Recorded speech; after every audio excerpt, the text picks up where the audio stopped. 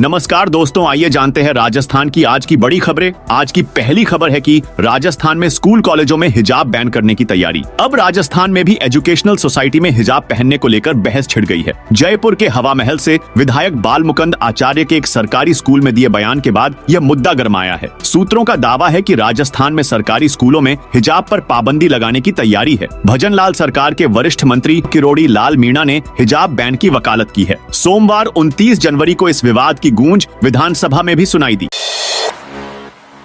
Gangster Rohit Godara और वीरेंद्र चारण NIA के निशाने पर। गैंगस्टर रोहित गोदारा और वीरेंद्र चारण को अब नेशनल इन्वेस्टिगेशन एजेंसी एनआईए ने अपने निशाने पर ले लिया है। एनआईए ने दोनों पर 5-5 लाख रुपए का इनाम घोषित किया है। दोनों को अलग अलग मामलों में वांछित मानते हुए एनआईए ने अपने मुखबिरों को सक्रिय कर दिया है।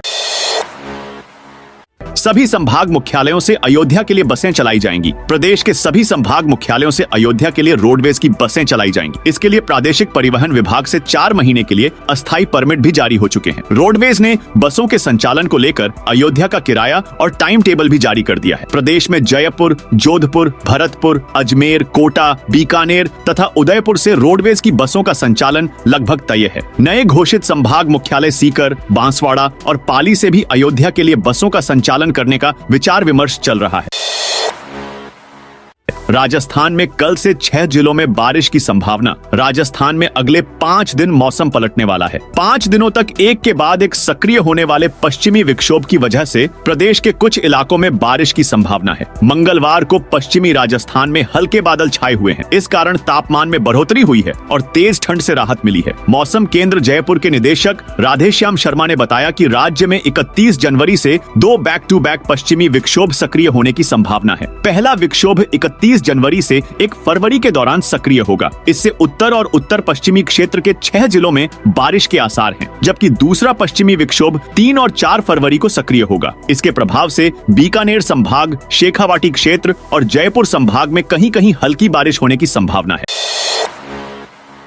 ग्रामीण ओलंपिक खेलों पर राज्यवर्धन राठौड़ बड़ा बयान। कहा, भ्रष्टाचार हुआ है तो जांच होगी। खेल मंत्री कर्नल राज्यवर्धन राठौड़ ने मंगलवार को विधानसभा में कहा कि पूर्ववर्ती सरकार के समय हुए राजीव गांधी ग्रामीण ओलंपिक खेलों में केवल टी-शर्ट इत्यादि की खरीद पर हुए व्यय में यदि कोई भ्रष्टाचार हुआ है तो राज्य सरकार वित्त विभाग के माध्यम से इसकी पूरी जाँच कराएगी। कर्नल राज्यवर्धन राठौड़ ने प्रश्नकाल के दौरान सदस्य द्वारा इस संबंध में पूछे गए पूरक प्रश्नों का जवाब दे रहे थे। उन्होंने कहा कि यह गंभीर चिंता का विषय है कि पूर्ववर्ती सरकार के समय 126 करोड़ रुपए की राशि इनकी खरीद पर व्यय कर दी गई। खेल विभाग के बजट से भी 4 गुना अधिक बजट इन खेलों के आयोजन में किया गया और किसी भी नए स्टेडियम अथवा स्थायी परिसंपत्ति का निर्माण नहीं हुआ।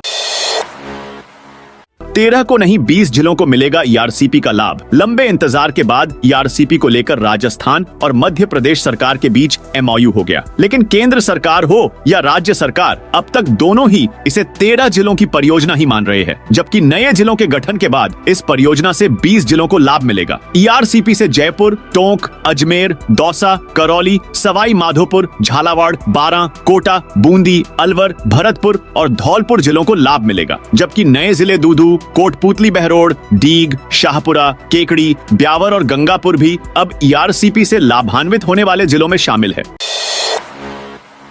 अब ट्रैफिक जाम और एक्सीडेंट का आधा किलोमीटर पहले ही चल जाएगा। पता, आईआईटी जोधपुर के शोधकर्ताओं ने सड़क पर ड्राइविंग को सुरक्षित बनाने के लिए इंटरनेट ऑन ऑफ व्हीकल (आईओवी) आधारित एक नई तकनीक विकसित की है। इसमें सड़क पर दौड़ने वाले वाहनों के बीच रियल टाइम कम्युनिकेशन होगा। इससे सड़क पर गड्ढा होने की स्थिति में वाहन में लगा सेंसर आधा किलोमीटर पहले ही वाहन चालक को सूचित कर देगा।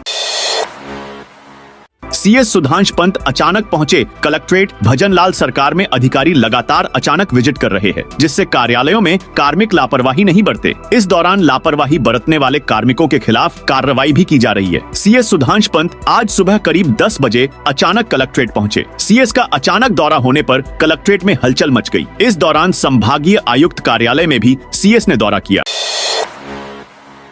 अब 3 फरवरी को अयोध्या जाएगी आस्था स्पेशल ट्रेन। उदयपुर से अयोध्या के लिए स्पेशल आस्था ट्रेन अब 3 फरवरी को जाएगी। यह उदयपुर से 3 फरवरी को दोपहर 1:45 पर रवाना होकर 4 फरवरी को दोपहर 12:10 पर अयोध्या पहुंचेगी। यह ट्रेन केवल टूरिस्ट ONN डिमांड संचालित कर रही है। उदयपुर से ट्रेन की एक ही ट्रिप संचालित होगी। ट्रेन की भाजपा, विश्व हिंदू परिषद, RSS सहित अन्य संगठनों ने एक मुश्त बुकिंग करवाई है। उदयपुर से कुल 630 यात्री सवार होंगे। ट्रेन मावली, चित्तौड़गढ़, भीलवाड़ा, अजमेर में भी रुकेगी। प्रतियोगी परीक्षाओं में सुधार के लिए मुख्यमंत्री को लिखा पत्र। राजस्थान जाट महासभा ने मुख्यमंत्री भजनलाल शर्मा को पत्र लिखकर प्रतियोगी परीक्षाओं के सुधार के संबंध में सुझाव दिया है। राजस्थान जाट महासभा के प्रदेशाध्यक्ष राजाराम मील ने लिखा कि राज्य सरकार एवं राजस्थान लोक सेवा आयोग तथा राजस्थान कर्मचारी चयन बोर्ड की कार्यप्रणाली में सुधार किए जा सकते हैं। भाजपा कार्यकर्ता मर्डर केस में 15 PFI मेंबर्स को सजाए मौत। केरल की एक कोर्ट ने प्रतिबंधित इस्लामिक संगठन popular front on off India PFI के 15 कार्यकर्ताओं को भाजपा नेता की त्याग के मामले में मौत की सजा सुनाई है। भाजपा की OBC विंग के नेता रंजीत श्रीनिवासन की 19 दिसंबर 2021 को जान ले ली गई थी। पिछले हफ्ते कोर्ट ने 15 लोगों को दोषी माना था। कोर्ट ने कहा था कि 8 दोषी, जिनकी पहचान निजाम, अजमल, अनूप, मोहम्मद असलम, अब्दुल सलाम उर्फ सलाम अब्दुल कलाम, सफरुद्दीन और मनशद के तौर पर हुई है। वे रंजीत श्रीनिवासन मारने में सीधे तौर पर शामिल थे। ACC चेयरमैन पद छोड़ सकते हैं। जय शाह ICC अध्यक्ष बनने के लिए चुनाव लड़ेंगे। Jay Shah Asian cricket council ACC के अध्यक्ष पद से इस्तीफा दे सकते हैं। भारतीय क्रिकेट कंट्रोल बोर्ड BCCI में सचिव के पद पर भी काम कर रहे शाह ICC अध्यक्ष पद का चुनाव लड़ेंगे, इसीलिए वह ACC का पद छोड़ सकते हैं। तो दोस्तों, यह थी राजस्थान से जुड़ी आज की बड़ी खबरें। आप राजस्थान के कौन से जिले से इस वीडियो को देख रहे हैं, कमेंट करके बताइए।